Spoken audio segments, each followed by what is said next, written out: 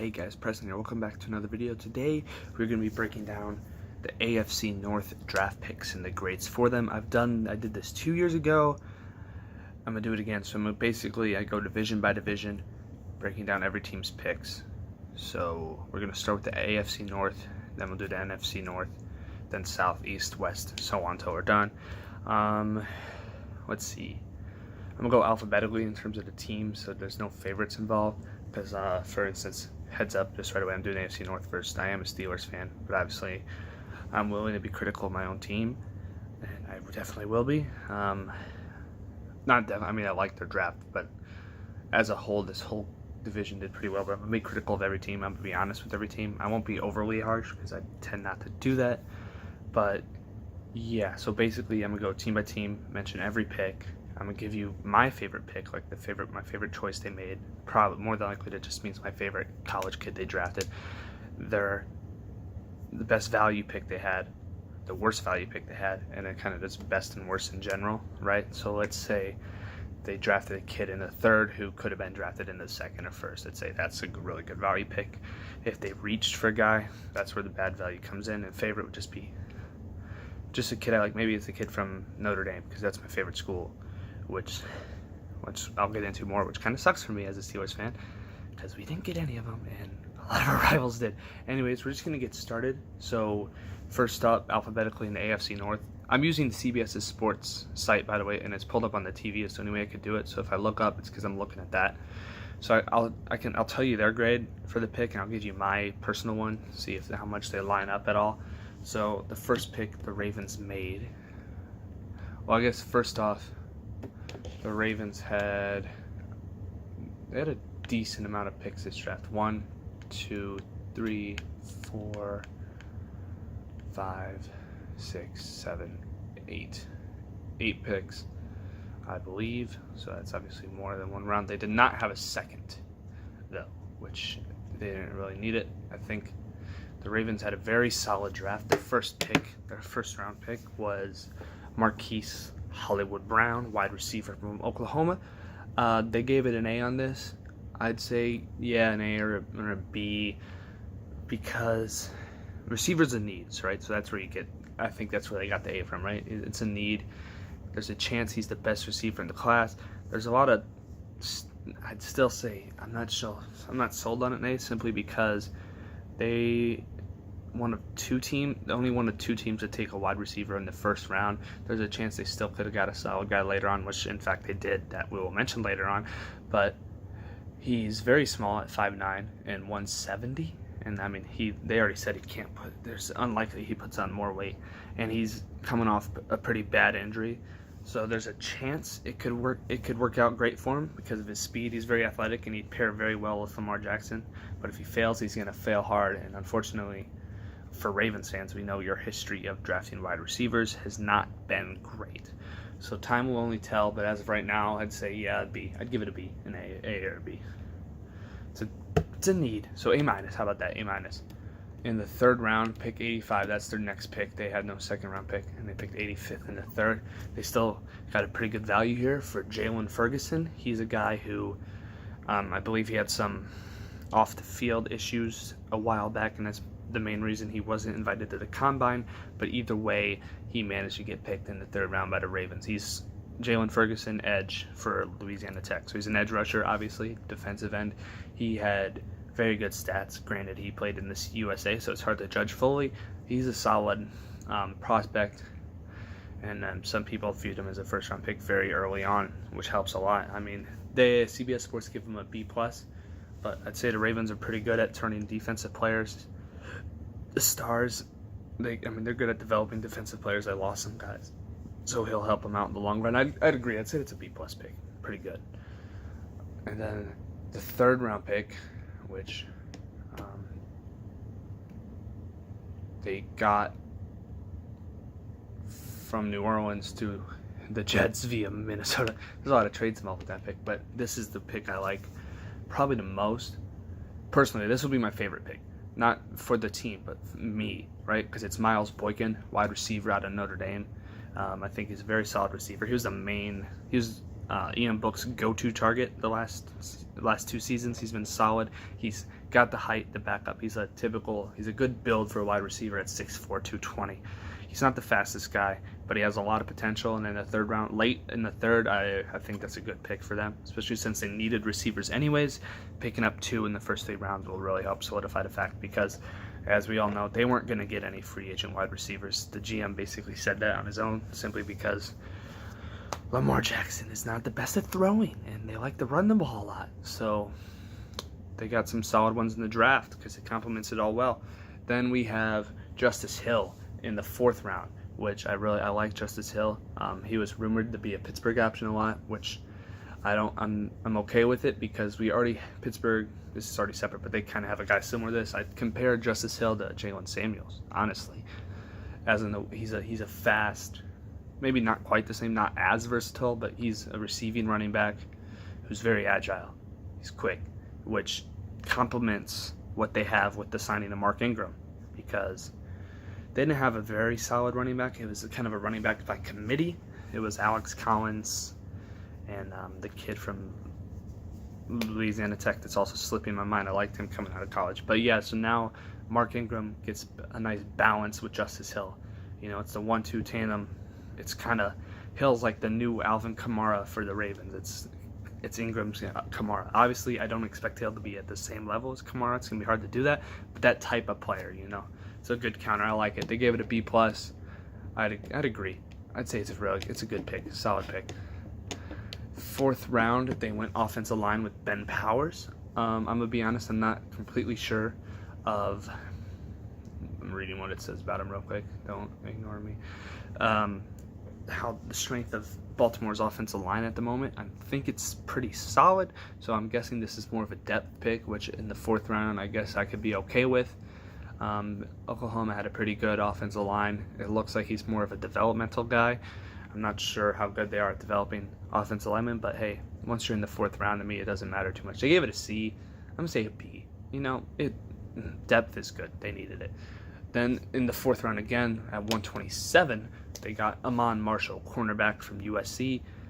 I believe, I might be wrong, but this is one of the few, no, for sure this is one of the few USC picks this draft. Amon Marshall, he's a decent corner. He had a decent career. He should be a decent corner in the NFL, and especially the Ravens are pretty good at developing corners. I think they're already solid there, but another guy in the rotation doesn't hurt. More competition, the better. And for a 4th round pick, I'd say it's pretty good value. I'm going to give that a B. I like it. It's a good pick. Dalen Mack, defensive lineman, Texas A&M, was their 5th round pick. And I don't know. It's a trench player. They threw another guy in the trenches. Probably just, obviously he'll be a backup, some competition to get in there. Pretty average pick.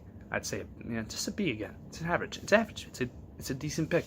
Trace McSorley in the 6th round was, I don't know. Obviously in the 6th round, it's not that bad of a pick. It doesn't hurt that bad, but it definitely wasn't needed. There was other routes they could have gone.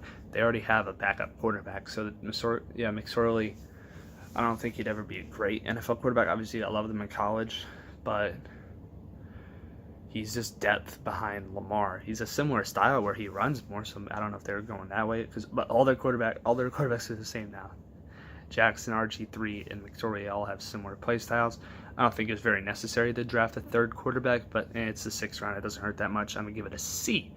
So now I'm going to pause this for a second so I can pull up the picks for the Browns or the Bengals, whatever comes up first. But overall, I'd say the best value they had was Ferguson, because some of those issues led him to drop a little bit. But he's a very solid prospect, and I think he'll do a good job. My favorite pick was Boykin.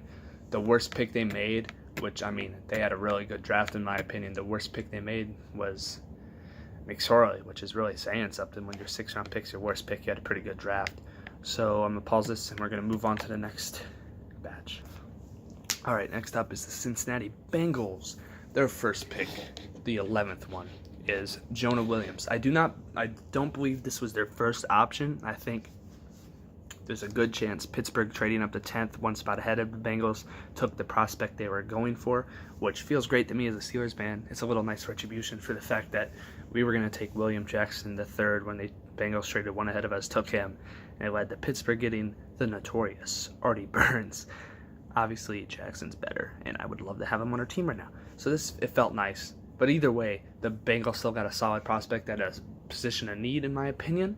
Jonah Williams was one of the top-rated offensive linemen in this draft class. It's a solid pick. It makes me question their free agency moves even more. They re-signed some mediocre offensive linemen, and then they draft this guy, and they paid the offensive lineman decent money in free agency that they already had on the team. They had a weak free agency period, so I think the draft was pretty essential to them, and I don't think they did the best job, if I'm going to be honest. The first-round pick I did like, though. I'd say B+. I'd agree with the B+. They needed an offensive lineman. It's a good offensive lineman. Oh, yeah, it's Bobby Hart. I think he's still going to start for them, but they did not need him. But Williams is a good start on fixing that offensive line, which is a big problem for the Bengals. Then in the second round, pick 52, Pittsburgh's second round pick, they traded to Denver originally. They traded to get Drew Sample.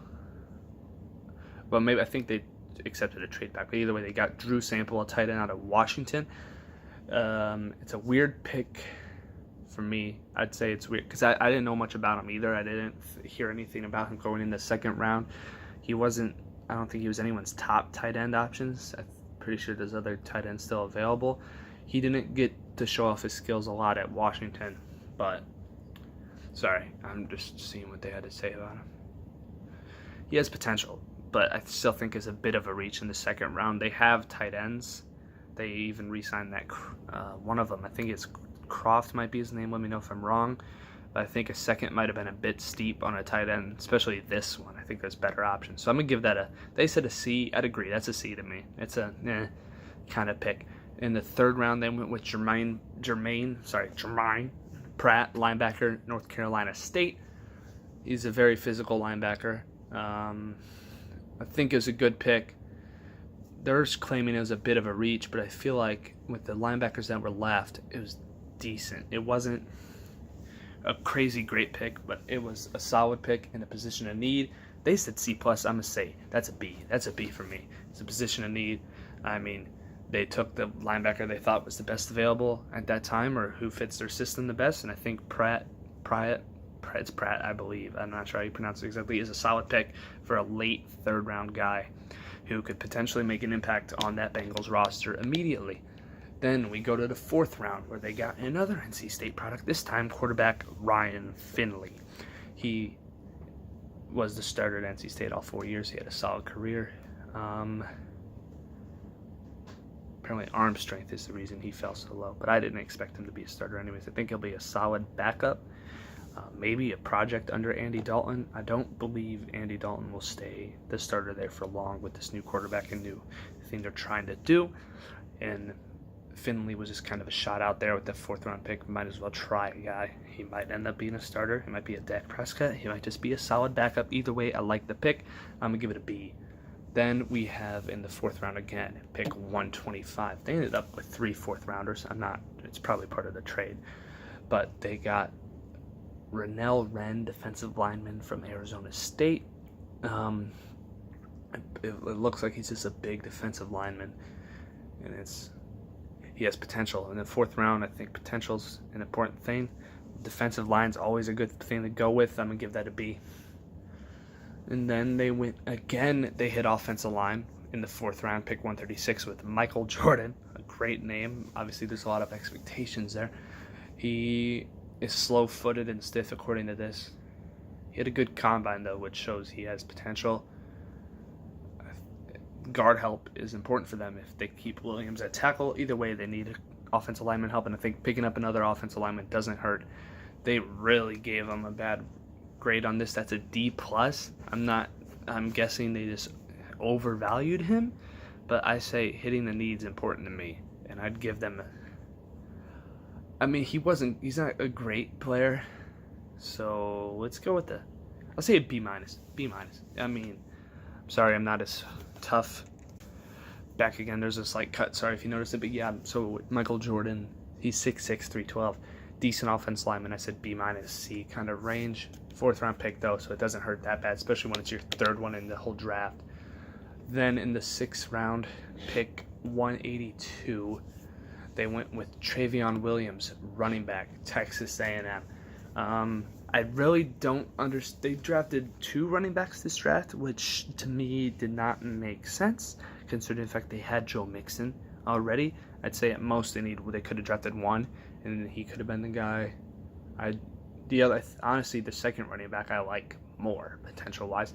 But anyway, Travion Williams, he's a decent one. He had a decent career at Texas A&M. I don't think he's that great. He can make a decent impact, and they cut Mark Walton due to off the field stuff. So I guess maybe 2 is what they needed. 3 running backs makes sense.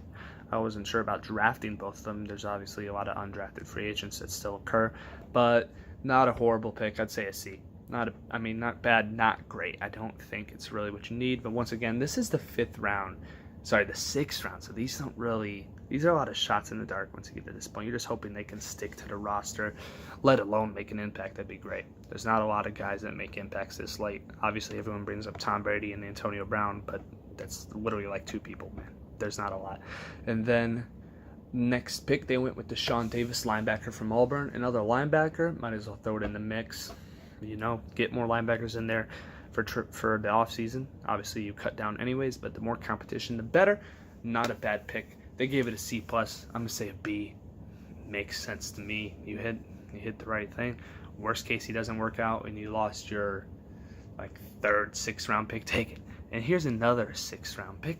This is Rodney Anderson, running back, Oklahoma, another running back. This one is more interesting because Anderson had immense potential to be, I'd say at the latest, a 2nd round pick. But due to his long history of injuries, almost every year he's been injured while he was at college, this is a bit of a risky pick. That's why he fell to the 6th round, to where if it doesn't work out, it doesn't hurt him that much. And if it does, it's a big gain for the Bengals. They gave it a B+. I'm going to say an A- because to me, there's not a lot of risk here. This is one of those low risk, high reward things, which doesn't happen a lot because he managed to fall to him. This is another Oklahoma running back. Obviously, they have Joe Mixon starting now, and he has a lot of potential if he stays healthy. Worst case, if he doesn't, oh no, they're not paying him that much. They can cut him. They can practice squad him. It doesn't really matter. Then their last pick in the 7th round, they went with Jordan Brown, cornerback from San Diego State. Yeah, he's 6 foot 201, which 6 foot's a good height for a cornerback. That's decent. That's pretty good. There's been a lot of smaller ones coming out in the draft now, which isn't always a problem, but it's nice to have a big guy. Obviously, he's a developmental prospect, and it could work out great for him. They give it a B+. I'm gonna say B. Just because I don't know a lot about him, but corner's good, and it seems that it was a high value. So looking at this, my favorite player they drafted would have to be Ryan Finley. I liked him as a quarterback at NC State.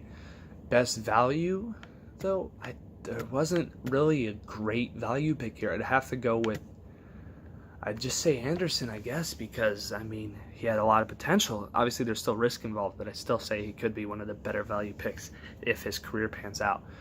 The worst pick to me, I'd say the first running back, Travion, because I think Anderson is a better risk. But Travion Williams, I don't think he's that great of a running back. Sure, take the chance, why not? But I think there's other options. Just looking at I know they've been signed now, but after the draft, there's still guys like Elijah Holyfield and Karan Higdon and L.J. Scott who are unsigned running backs, and you could have used that 6th round pick elsewhere. That's a minor gripe, though. Obviously, it's a 6th round pick, so it doesn't hurt that much to begin with. If we're going based off CBS's grades, just in case anyone was curious, the Bengals' top pick, according to them, would have been, there's a tie, there's a lot of B+. So Jordan Brown, Rodney Anderson, Ryan Finley, and Jonah Williams all had B+. So those were the top picks, according to CBS Sports. The worst one to them was Michael Jordan. So I'm not sure he's just slow, according to them, but his combine was good.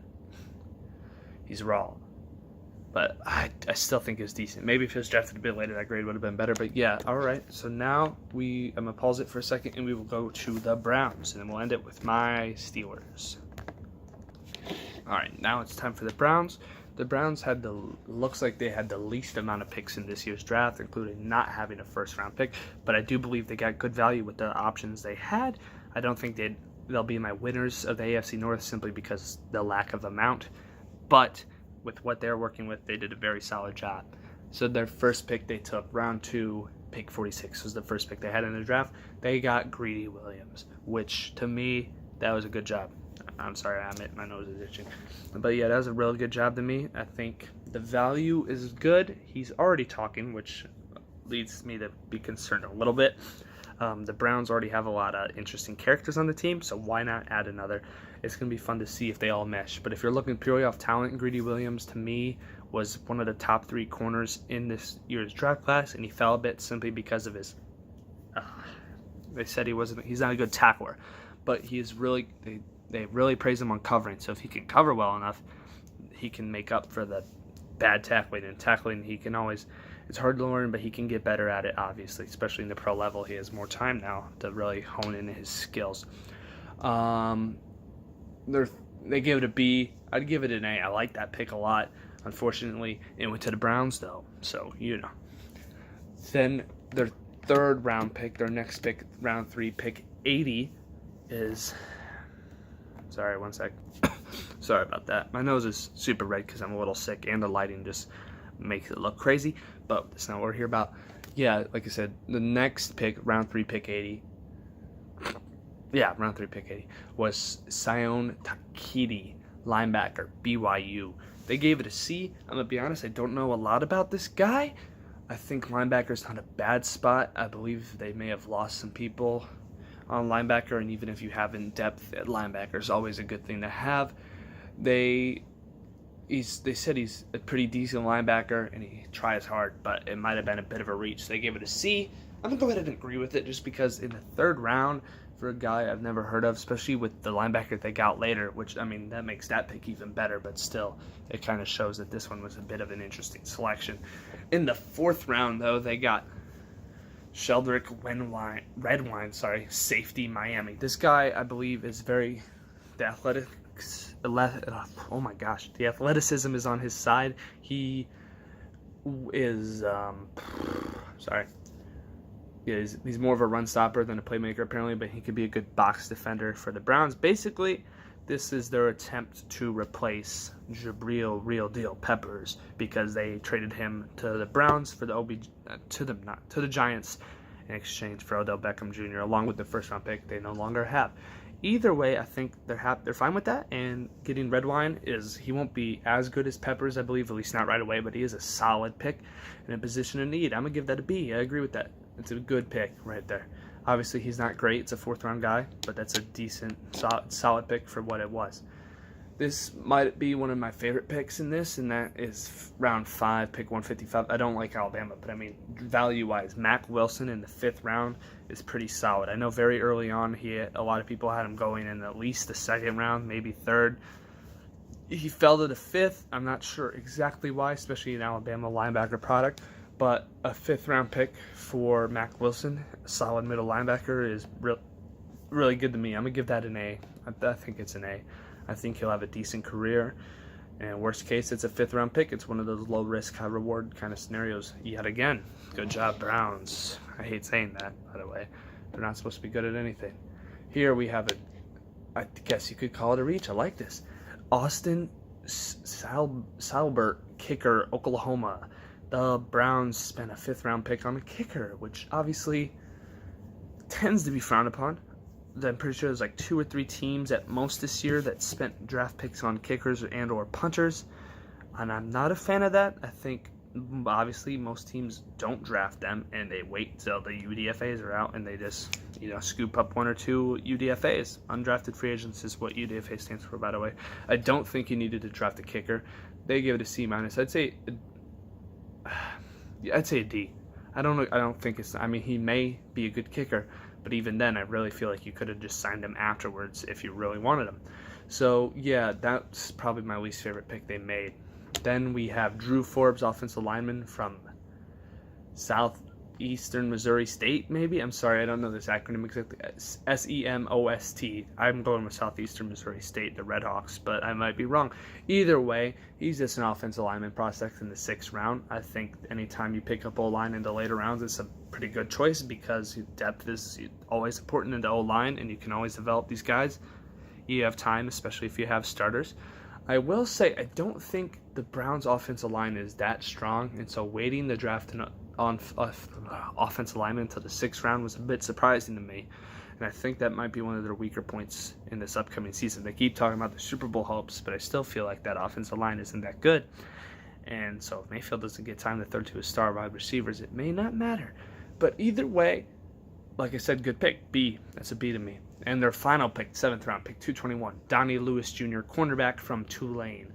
He was highly productive in Tulane, but obviously that's not a Power 5 level. I would say the American Conference is the closest group of 5 to the Power 5, but Tulane was not a good school.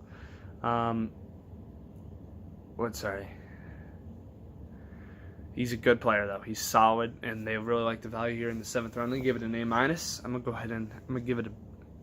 Since I don't know a lot about him, I'm going to say a B. It's solid. B's pretty good, man. C is average to a little below, but B's solid, especially for the 7th round. Once again, it's one of those, if he sticks to the roster, that's a victory, you know? So it's not like there's a lot of risk here, but it looks like he's a good guy. So like I said, biggest reach / worst pick to me was the kicker. My favorite pick was Greedy Williams, the corner from LSU, which happened to be their first pick in the draft. Now, this video is very long, sorry about that, but now we will get to the Steelers, the final team in the AFC North, and then I will tell you my winner of the AFC North and the loser when it comes to the draft only, not my actual season predictions or free agency stuff. All right, I'll be back in 1 second. All right, now it is the Steelers, who I'm a very big Steelers fan, I'm going to be honest. And this draft this year was a lot better than theirs last year. I can honestly say that the Steelers did not win the draft last year in the AFC North. There's a chance they win it this year. I'd say the AFC North drafted very well this year for the most part. And the first pick in the Steelers draft this year, for the first time in forever, they traded up for a guy. Last time they traded up for a defender, that was Troy Polamalu.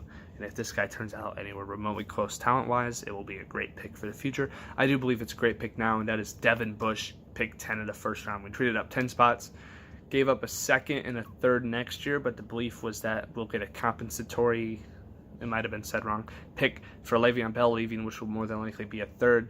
So in the Steelers' eyes, it's basically a slightly worse 3rd round pick, and a 2nd round pick is what we gave up to get Devin Bush, who is potentially our middle linebacker of the future.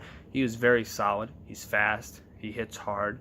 And I believe he'll be a great NFL player. I mean, he's a top 10 pick for a reason. He was not going to fall to 20. Pittsburgh did the right thing trading up to fill a very important need, a need that's been lingering ever since the Ryan Shazier injury. Unfortunately, as much as we'd like to see Shazier come back, it's very doubtful that he ever will. And if he does, he more than likely won't be the same. So drafting Devin Bush to pair with Vince Williams to me is very smart. And you got Mark Barron, so Bush doesn't even have to start right away. He can develop a lot. I'm going to give that pick an A. I think it hits a value, and it's a top 10. He's a top, at least I'd say he's a top 15 player in this draft, and he got picked where he should be, top 10. Then in the 3rd round, pick 66, a very early 3rd round pick. They already obviously didn't have the 2nd. They went with Deontay Johnson, wide receiver from Toledo. He's 5'10", not the tallest, 183. He's very quick. I believe Pittsburgh fell in love with this kid. They said they had a 1st round grade on him.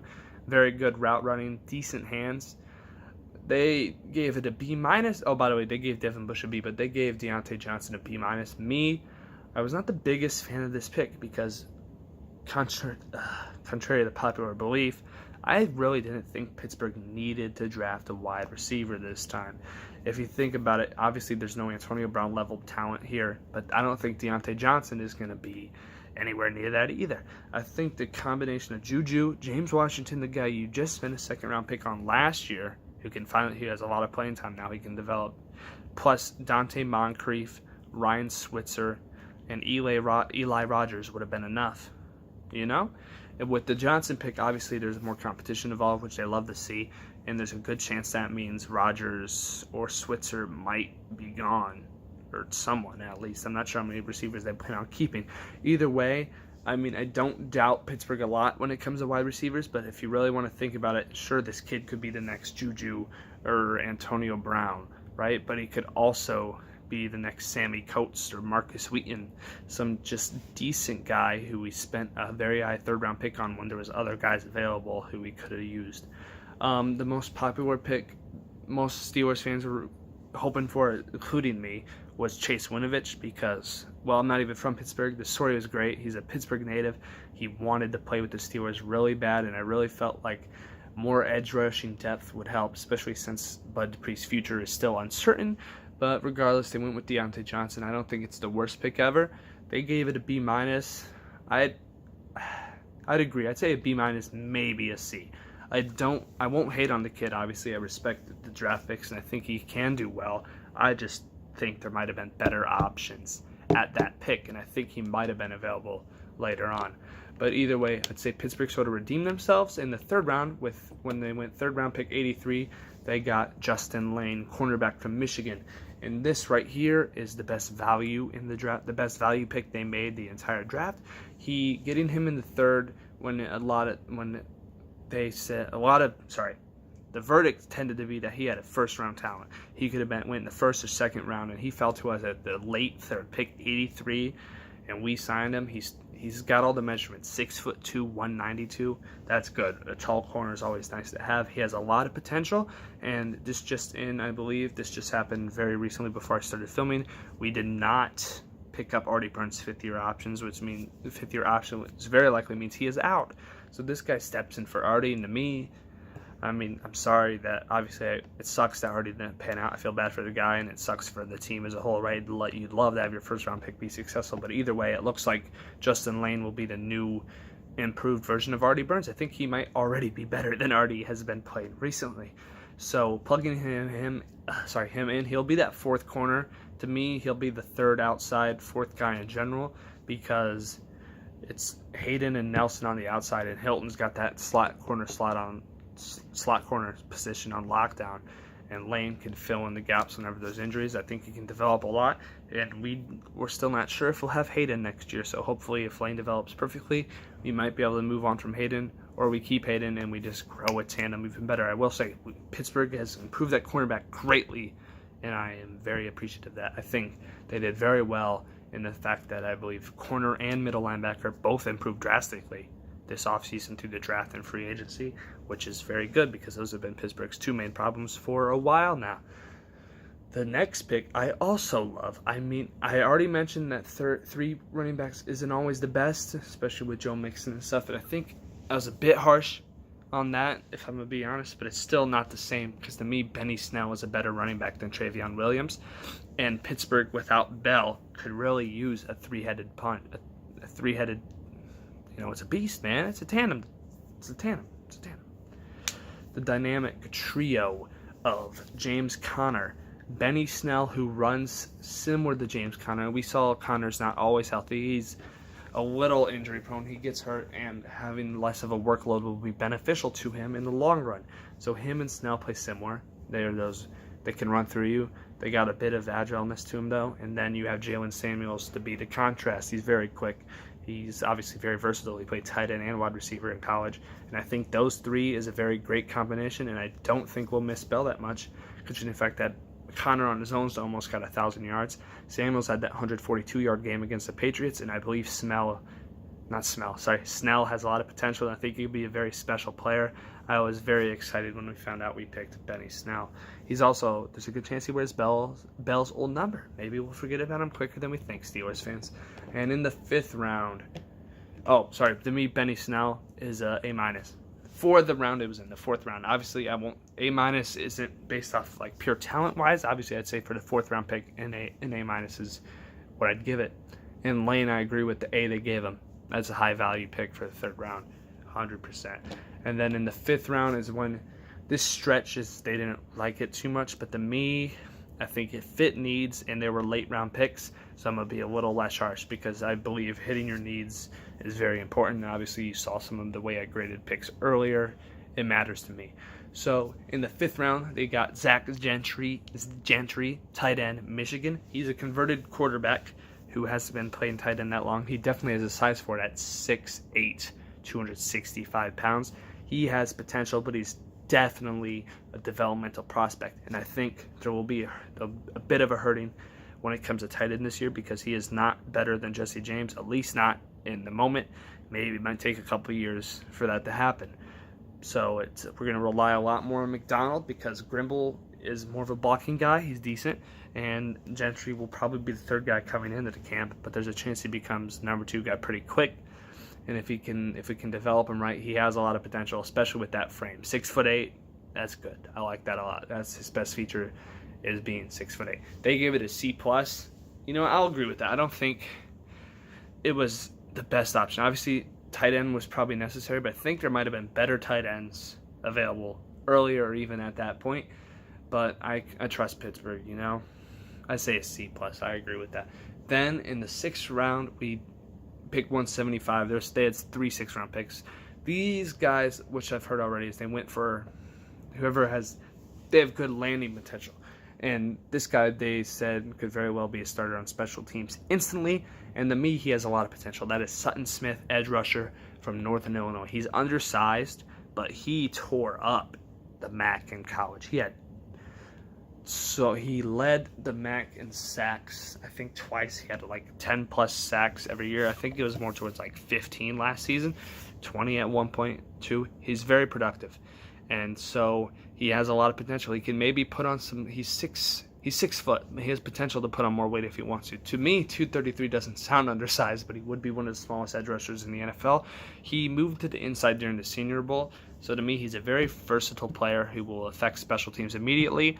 And based off his production in college, he has a lot of potential. And I was very excited about this pick. They gave it a C-. I don't agree with that. I will give it a B- because I think the undersized stuff hurts a bit. But he has a lot of potential. And in the 6th round, a guy that could stick on the roster is a big bonus. And then again in the 6th round, pick 192, they went with Isaiah Buggs, defensive lineman from Alabama. I believe they said he had 9 sacks last year. He is a heavy guy. He's the fill in the gap kind of man. 6'3", 306. He's a defensive end who could play defensive tackle if he needed him to. He's slow in movements, but he can win based off power, is what they tend to say.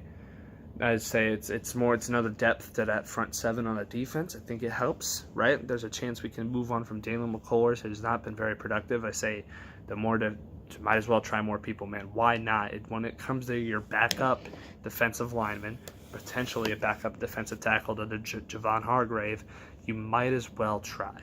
And I think this kid has potential. I'm going to give it, again, a B- as compared to their C- because it's a need, it's depth, and there's a good chance he starts. And he's versatile, like I said, defensive end or defensive tackle. And then in the 6th round, again, the last pick in the 6th round, pick 207, they went with it's spelled like Ulysses, so I'm going to say Ulysses like the general, but there's a chance it's pronounced differently. Who knows? Ulysses Gilbert, the 3rd linebacker from Akron. Once again, he's undersized, which apparently is a pattern, but he's fast, very fast. He's quick, I should say. He's more agile than fast, but there's still speed involved with that, obviously. He's a very quick player, high motor, very productive.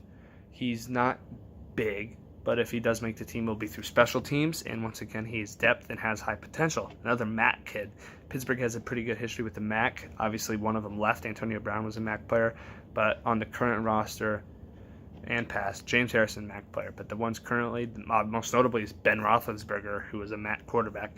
And then you got workhorses like Roosevelt Nix, who are also played in the MAC.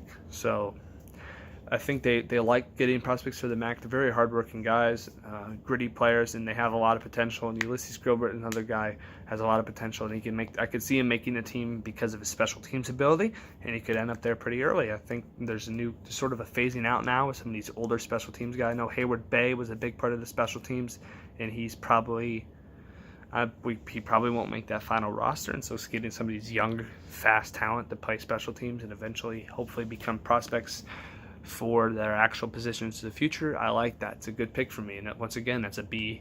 I'm going B, especially because it's the late 6th round. And the last pick for the Steelers was Derwin Gray, offensive lineman, Maryland, 6'4", 320. His combine wasn't great, but they said he moved better in game. It's a 7th-round pick, and I think offensive lineman depth is always great. I mentioned that earlier. I think even if you really don't need it that bad, might as well try to get an offensive lineman, especially when it's in the 7th round and you're really not sure what to do with it. He's a very versatile player. Once again, he played tackle, but he's built like he could play guard. So there's a lot of versatility there. He could plug it in. Pittsburgh's had a pretty good tradition of molding good offensive linemen. Just look at the fact that they were able to trade away one of their starters because Matt Filer was playing well enough, and so was Chuck Okafor. Obviously, their offensive line coach, Mike Munchak, who's like the legend now when it comes to offensive line coaches, left for Denver, unfortunately. But his protege is still there, a guy who learned under him, and I'm sure he'll develop through McQuaid very nicely. I like this pick. They went with a B+. I'd agree with the B+. So to me, the steal of Pittsburgh's draft was obviously Justin Lane. It might have been my favorite pick, but I'm going to go with Devin Bush as my favorite pick, if I'm being honest, because we really needed a linebacker. Benny Snell's a close second, though. I really liked Benny Snell, especially in college. He's a good story, and he's a workhorse. And he didn't skip his bowl game, which I respect a lot, because a lot of guys did that. A lot of guys who didn't even get drafted skipped their bowl games to be prepared for the draft, which is a topic we might discuss later. But anyways, guys, that was my breakdown of the AFC North. If I had to have a winner, like I said, I wasn't being biased here. I'm being honest. To me, Pittsburgh won the draft because they hit the biggest needs. They filled their linebacker need, and they got a high-value corner, which fills another need. And they plugged in everything else. I think there's a good chance a lot of these guys make Pittsburgh's final roster. Second, to me, would have to be the Ravens because they had a lot of picks, too. They had first-round picks, and a lot of their picks mattered. They were high-value, and they did a really good job, as always. Browns in third. They had less picks than the Bengals, but I think they made better ones. They had a lot of high value. There's some decent risk, which their GM tends to do. He did it with the Kansas City Chiefs, which they're now paying the price for. So we'll have to see in the future what the Browns look like, but I don't think any of these guys have the same problems that Tyreek Hill had. So, yeah, anyways, thank you guys for watching. Like I said, to me, Steelers first, Ravens second, Browns third, Bengals fourth when it comes to the drafts in the AFC North. Let me know who you think won the drafts out of the AFC North and some of your favorite picks from the ones I mentioned. Anyways, guys, I hope you enjoyed, and this is KMA Preston signing out. Stay tuned. Tomorrow I will do the NFC North. And let me know if you want me to make these any shorter. Obviously, I went on a bit, but I like going in depth. So I'm open to notes from you guys. Just let me know what you want to see. Any other sports videos you have an idea for, comment them below. Sorry I haven't posted in a while. I'm back now. I'm going to go through all the drafts like I promised. I'm going to try daily.